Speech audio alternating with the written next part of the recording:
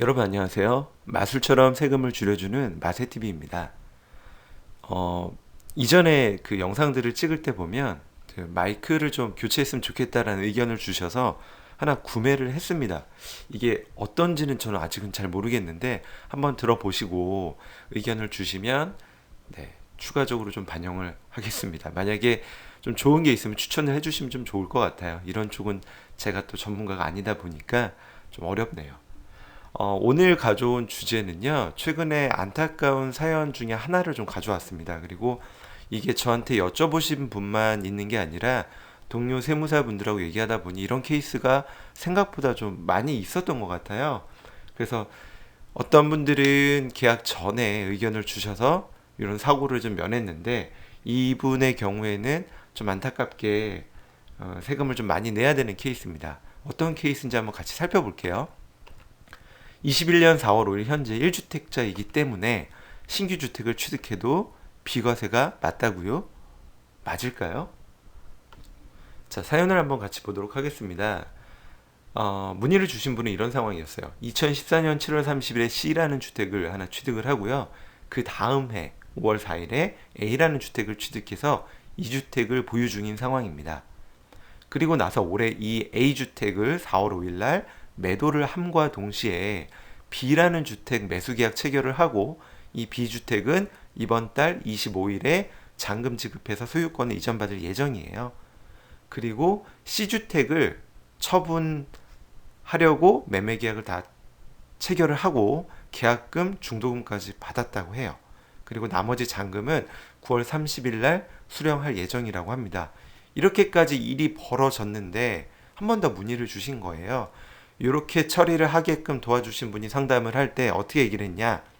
네가 B주택을 취득하고 1년 내에 구주택인 C주택을 팔고 네가 B주택에 들어가 살면 너는 1세대 1주택 비과세기 때문에 내야 될 세금이 아무것도 없다 라고 이야기를 들었답니다. 근데 이게 맞는지 검증을 해달라고 문의를 주셨어요.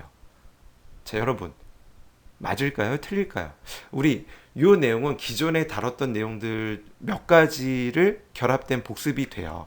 왜냐면 뭐 이런 거죠. 내가 주택을 매수함과 동시에 매도를 하는 거예요. 매도함과 동시에 매수를 하면 이거를 같은 날짜에 이루어짐에도 불구하고 3주택으로 볼 거냐, 2주택으로 볼 거냐라는 이슈도 있을 수 있고요. 그리고 비과세가 되면 다행이지만 비과세가 안 된다라면 이게 어떤 이슈가 있죠? 한 과세 기간 1월 1일부터 12월 30일까지 두 채의 집을 팔았죠. 그러면 각각 양도세 신고를 했어도 이게 끝이 아니에요. 그 다음에 5월 달에 양도세 확정 신고를 한 번 더 해줘야 됩니다. 왜? 각각 양도 차익이 난 걸 합산해서 다시 한번 계산을 하면 세금이 더 올라가거든요. 그래서 우리가 부동산을 팔 때 같은 해, 한 해에 두 채 이상을 팔라고 얘기를 안 합니다. 물론 손실이 난 게 있다라면 상계가 되기 때문에 그런 경우에는 유리하겠지만 일반적으로 양도 차익이 난 주택 또는 날 예정이라면 두 채를 같은 해 팔면 안 돼요. 이것 때문에 민원이 있었던 적도 있었거든요. 자, 이 내용들 한번 좀 같이 살펴볼게요. 먼저 같은 날에 매수 매도한 경우 취득 및 양도 시기는 어떻게 볼까요? 자, 종전주택 A주택을 취득을 하고 1년이 지나서 대체주택을 취득하고 3년 내 A주택을 양도함과 동시에 C주택을 취득을 했습니다. 이 경우는 전에 말씀을 드렸죠. 같은 날에 A주택을 양도하고 C주택을 취득한 경우 A주택을 양도하고 C주택을 취득한 것으로 봅니다. 일반적으로 내가 집을 팔고 나서 산다는 개념이 있기 때문에 이렇게 되기 때문에 이 3주택으로 보는 게 아니라 A주택을 팔 당시엔 C가 없는 거로 봐서 일시적 2주택 규정을 적용해 주어서 비과세가 적용된다라고 전에 한번 말씀을 드렸죠. 그래서 이 케이스에서도 동시에 취급한 거는 아무 문제가 없어요. 그런데 문제는 바로 이겁니다. 1세대 1주택 비과세 요건이 상당히 까다로워졌죠. 1세대 1주택 이상을 보유한 경우, 즉 다주택자가 다른 주택을 모두 양도하고 최종적으로 1주택만 보유하게 된 날로부터 새롭게 2년 기산을 해서 비과세를 적용해 주겠다. 그래서 이게 2년 전에 이렇게 하겠다라고 발표가 되고 혼돈이 있을 수 있기 때문에 2년의 유예 기간을 줘서 올해 1월 1일 이후 양도분부터 적용하겠다라고 이야기가 됐습니다. 그래서 전에 이런 내용들을 한 번 더 말씀을 드렸었어요. 개정 전에는 내가 ABC 세 개의 다주택자, 세 개를 보유한 다주택자임에도 불구하고 A주택을 팔고 B주택을 팔고 마지막 C주택을 팔 때는 얘가 최초 취득한 시점부터 양도 시점까지 2년 보유기간만 충족하면 비과세를 해주었었다라면 개정됐을 때는 어떻게 한다?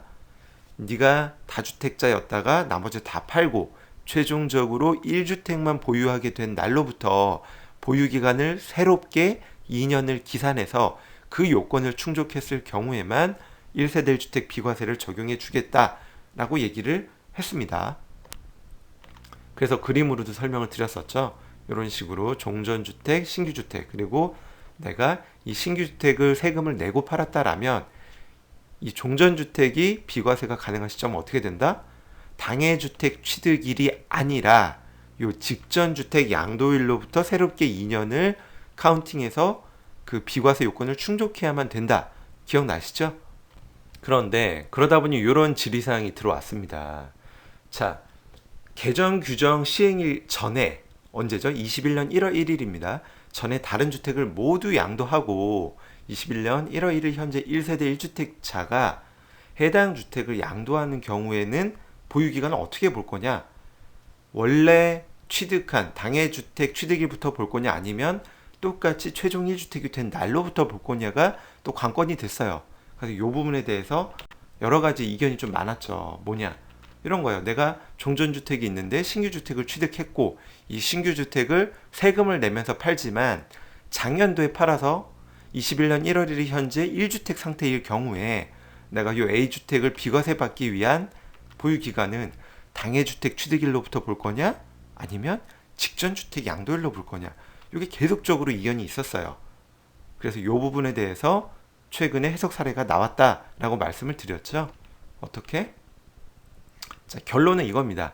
21년 1월 1일 현재 1주택만 보유하고 있는 경우에는 개정 규정이 적용되지 않을 거다. 않게 해주겠다. 그래서 1세대 1주택 비과세 판정 시 보유기간은 종전주택, 즉 당해주택 취득일부터 2년만 충족하면 비과세를 적용해 주겠다라고 말씀을 드렸습니다. 그래서 이 그림으로 다시 한번 살펴보시면 내가 세금을 내고 판 시점이 21년 1월 1일 이전이라면 그리고 그로 인해서 21년 1월 1일 현재 내가 1주택자라면 양도세 비과세 가능 시점은 어떻게 된다? 당해주택 취득일부터 생각하면 된다.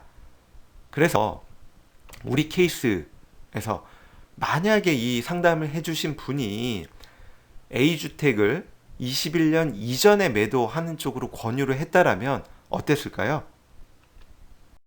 그래서 처음의 사례로 다시 돌아가 보면 만약에 이 사람이 이 A주택을 올해 4월이 아니라 작년 12월 달에만 매도를 했다라면 어떻게 되죠? 21년 1월 1일 기준으로 1주택자가 됩니다. 그쵸? 그리고 1주택자인 상태에서 올해 21년 5월 25일에 B라는 신규주택을 취득하는 거기 때문에 9주택 취득일로부터 1년이 지나서 취득을 했죠. 둘 다 조정 대상 지역이라 하더라도 어떻게 되죠? 내가 그렇게 해서 C주택을 올해 9월 30일에 잔금까지 수령하면서 처분을 하고 B주택에 1년 내 들어가 살면 얘는 비과세가 완벽하게 이루어질 수 있는 상황이에요. 내가 A주택을 세금을 내면서 양도세 신고했음에도 불구하고 그렇죠?